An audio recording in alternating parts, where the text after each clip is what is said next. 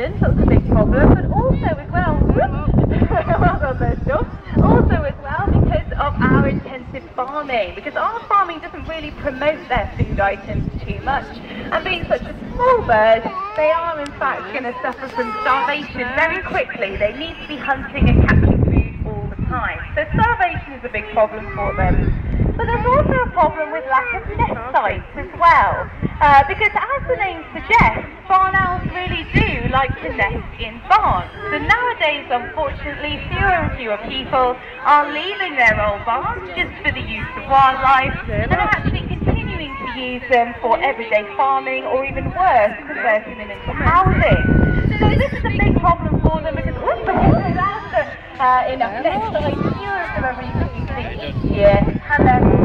decline again. Now the good news for barn owls is that they do actually pair up for life, and so they will go back to the same nest site year after year and hopefully successfully breed. But like I was saying, a lack